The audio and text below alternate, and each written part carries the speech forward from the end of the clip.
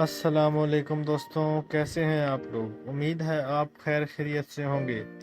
दोस्तों, आज की वीडियो में हम आलम इस्लाम के अजीम फातेह शहाबुद्दीन गौरी के बारे में बात करेंगे। नाजरीन, वीडियो में आगे बढ़ने से पहले हमारे चैनल अनसुनी तारीख को सब्सक्राइब करें, वीडियो को लाइक करें और दोस्तों के साथ शेयर करना मत भूलें। दोस्तों, शहाबुद्दीन गौरी की ज़िंदगी की तारीख तो बहुत लंबी है, इसलिए इस सिलसिले की चंद एपिसोड होंगी। आज इस सिलसिले की पहली एपिसोड है, चलें शुरू करते हैं। सुल्तान शहाबुद्दीन गौरी का असल नाम मोहम्मद था।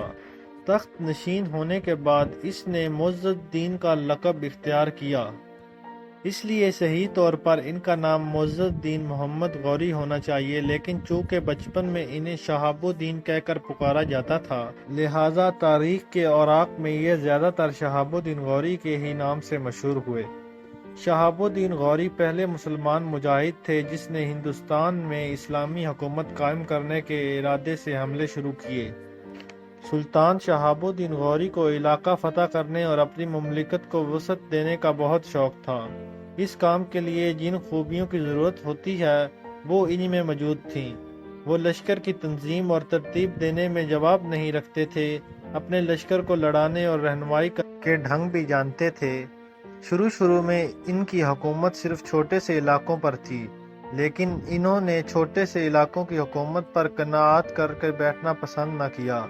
कहते हैं हिंदुस्तान पर हमला आवर होने से पहले वो हिंदुस्तान में इस्लामी हुकूमत कायम करने का ख्वाब देख चुके थे। मौर्रिखीन लिखते हैं कि सुल्तान शहाबुद्दीन गौरी जब इरादा कर लेते थे तो इसे पूरा करके ही छोड़ते थे। सुल्तान शहाबुद्दीन गौरी नाकामियों से घबराते नहीं थे, इसलिए बड़े लायक गुलाम जमा कर रखे थे जो मुल्की इंतज़ाम और सिपाहगरी के खुदादाद काबिलियत रखते थे। सुल्तान इन गुलामों को भी अपनी औलाद और बेटों की तरह अजीज रखते थे, और वो भी सुल्तान शहाबुद्दीन गौरी पर अपनी जान निसार करने के लिए तैयार रहते थे। नाजरीन, आपको पता होना चाहिए कि सुल्तान शहाबुद्दीन गौरी का कोई बेटा न था। एक मर्तबा किसी साहिब ने कहा, अगर अल्लाह आपको फर्जंद अता फरमाता तो वो आपके बाद आपके तख्त व ताज का वारिस बनता। इस पर सुल्तान ने मुस्कुराते हुए कहा, मेरे गुलाम मेरे बेटे हैं, ये मेरी सल्तनत के वारिस होंगे, और इन्होंने जो कुछ कहा वो सही निकला। गुलाम ही इनके बाद इनका वारिस बना।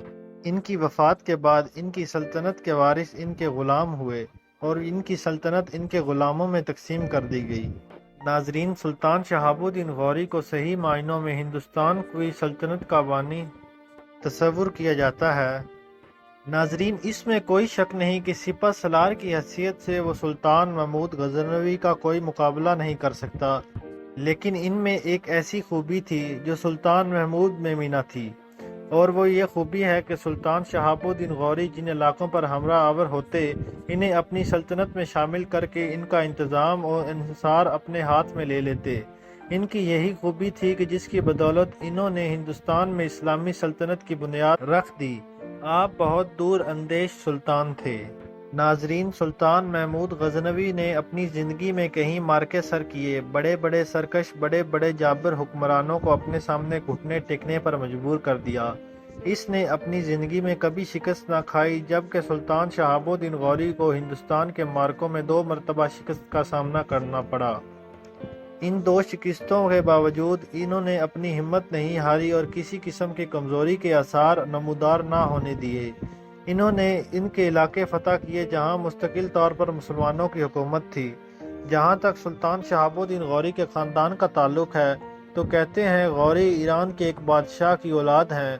ये बुनियादी तौर पर अरब थे। इनका बाप यमन का बादशाह था। इनके पास 10,000 असील घोड़े थे। गो मशहूर मौर्रिख प्रोफेसर ब्राउन इसकी तरदीद करते हुए कहते हैं कि इनके ख़ानदान का ताल्लुक यमन नहीं बल्कि अरब से था। नाज़रीन, हर हाल में गौरी सहाग बादशाह की नस्ल से हैं और ये यमन या अरब निकलकर ईरान पर काबिज हो गए थे। ईरान पर इसकी कई साल हुकूमत रही। जब ईरान के साबका हुक्मरान तबके के एक फर्द फिरोदून ने सहाग पर गलबा हासिल किया, सहाग और इसके ख़ानदान को कत्ल करके खुद ईरान का बादशाह बन गया, तो सहाग की औलाद में से कुछ तो कत्ल होने से बच गए, इधर उधर भाग गए और कुछ जिला वतन कर दिए गए। لیکن دو بھائی جن کا نام سوری اور سام تھا وہ ایران کے نئے حکمران فریدون کے بادشاہ میں ملازمت کے سلسلے میں مقیم ہو گئے۔ کچھ دن تک یہ دونوں فریدون کے دربار سے منسلک رہ کر اپنے فرائض منصبی بہترین انداز میں ادا کرتے رہے۔ بعد میں انہیں اس بات کا خدشہ رہنے لگا کہ نیا بادشاہ بہرحال ان کا دشمن ہے۔ ان کے جد امجد اسحاق کو اس نے قتل کیا، لہٰذا وہ کسی بھی وقت ان کے خلاف ہو سکتا ہے۔ اسی وسوسوں کے تحت دونوں بھائیوں نے سوری اور سام اپنے خاندار اور ہمدردوں کے ایک جماعت کے ساتھ یہاں سے بھاگ چلے۔ ناظرین، یہاں سے بھاگنے کے بعد انہوں نے حالات بہتر بنانا شروع کیے۔ سوری تو اپنے قبیلے کا سردار بن گیا اور سام کو اس نے اپنا لشکر تیار کرنے کا حکم دیا۔ اس لشکر کا اسے سپہ سالار بنا دیا۔ دونوں بھائیوں میں باہمی خلوص اور محبت بہت زیادہ تھی۔ اس کے علاوہ سوری کی بیٹی کا نکاح سام کے بیٹے سے ہوا جس کا نام شجاع تھا۔ کہتے ہیں کچھ عرصہ بعد سام کا انتقال ہو گیا اور شجاع اپنے چچا کے زیر سایہ پرسکون زندگی بسر کرنے لگا۔ لیکن یہ آرام کا زمانہ کچھ زیادہ عرصہ نہ رہا، اس لیے کہ شجاع کے دشمنوں نے آخرکار شکایت کر کے سوری کو شجاع سے الگ کر دیا۔ ناظرین، اور سوری اس نتیجے پر پہنچا کہ شجاع سے اپنی بیٹی کے علیحدہ کر کے اسے جلا وطن کر دینا چاہیے۔ دوسری طرف سوری کی بیٹی جو اس حالات کا علم ہوا تب اس نے اپنے خاوند یعنی شجاع کو پورے حالات سے آگاہ کر دیا۔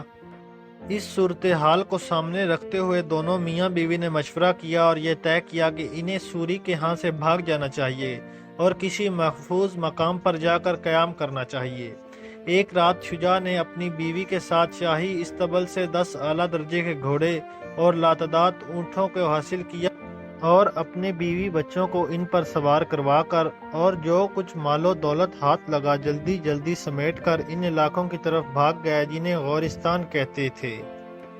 ناظرین، غورستان ایک محفوظ اور مستحکم مقام پر پہنچ کر انہوں نے قیام کیا۔ اس مقام پر شجاع نے چند قلعے تعمیر کیے اور کچھ ہی عرصے بعد انہوں نے قوت حاصل کر لی اور ایران کے ساتھ جنگوں کا سلسلہ شروع کر دیا۔ آخر ایک وقت ایسا بھی آیا کہ ایرانیوں کے ہاتھوں شجاع کو شکستیں ہوئیں اور ان شکستوں کے نتیجے میں شجاع نے ایران کے بادشاہ فریدون کی اطاعت قبول کر لی۔ اس اطاعت کا شجاع کو یہ فائدہ ہوا کہ بیرونی طور پر محفوظ ہو گیا، لہٰذا وہ اندرونی طور پر اپنے علاقوں کو مضبوط اور مستحکم کرنے میں لگ گیا۔ دن بدن یہ شجاع طاقت اور قوت پکڑتا گیا۔ ناظرین، اگلی ایپیسوڈ میں ہم آپ کو بتائیں گے کہ کیسے اس کی اولاد سے شہاب الدین غوری ہندوستان کی سلطنت بنانے میں کامیاب رہا۔